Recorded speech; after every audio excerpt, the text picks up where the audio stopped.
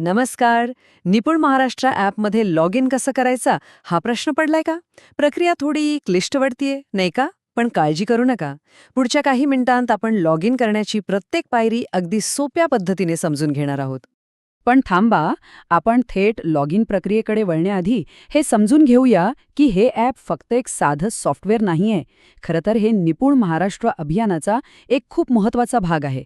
याच्या मदतीनं आपण इयत्ता 1ली ते 8वीच्या विद्यार्थ्यांच्या प्रगतीचा आढावा घेऊ शकतो आणि त्यांना अधिक प्रभावीपणे शिकवू शकतो.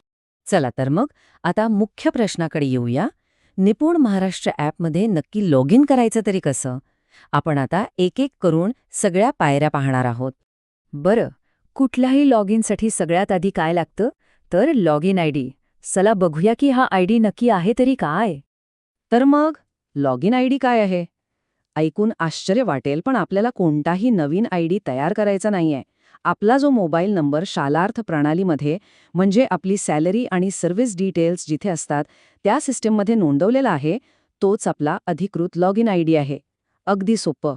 हे लक्षात ठेवणं महत्त्वाचं आहे की आपला लॉग इन आयडी थेट शालार्थ प्रणालीशी जोडलेला आहे.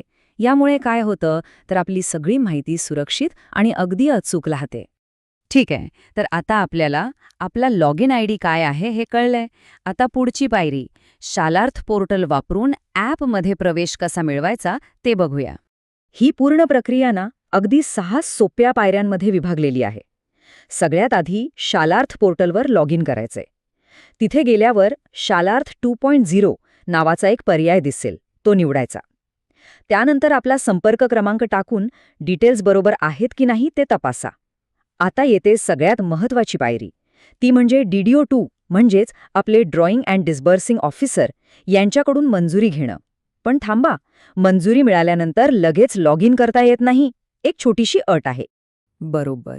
पूर्ण 24 तास ही एक अत्यंत महत्त्वाची पायरी आहे जी आपण वगळू शकत नाही. म्हणजे बघा, DDO2 कडून मंजुरी मिळाल्यानंतर सिस्टमला सगळी माहिती अपडेट करायला थोडा वेळ लागतो, साधारणपणे 24 तास. त्यामुळे घाई करू नका. कृपया एक दिवस थांबा आणि मगच ॲपमध्ये लॉग इन करण्याचा प्रयत्न करा. बरं, आता शालार्थची प्रक्रिया झाली, पण काही विशिष्ट वापरकर्त्यांसाठी अजून एक छोटीशी पायरी आहे. जर दिव्यांग प्रमाणपत्राशी संबंधित माहिती जोडायची असेल तर ही पुढची प्रक्रिया लागू होते. याच्यासाठी 3 गोष्टींची खात्री करून घ्यायची आहे. पहिलं म्हणजे एक वैध आधार कार्ड सोबत आहे का?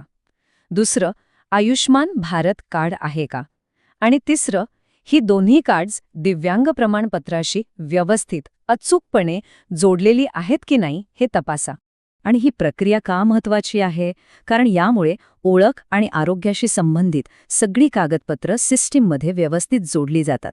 मग पुढे सगळं काम अगदी सुरळीतपणे चालतं. चला तर, आतापर्यंत आपण जे काही पाहिलं त्यातील महत्त्वाचे मुद्दे एकदा पटकन आठवून घेऊया. तर यातून लक्षात काय ठेवायचं? सगळ्यात महत्त्वाचं, लॉग इन आयडी म्हणजे आपला शालार्थमधला मोबाईल नंबर. लॉग इन करण्यासाठी DDO2 मंजुरी गरजेची आहे आणि त्यानंतर 24 तास थांबणं अनिवार्य आहे. आणि हो, काही जणांना कार्ड व्हेरिफिकेशनची प्रक्रियासुद्धा पूर्ण करावी लागेल. आता ही सगळी तांत्रिक प्रक्रिया तर पूर्ण झाली, पण ह्या सगळ्याच्या मागे खरा उद्देश काय आहे?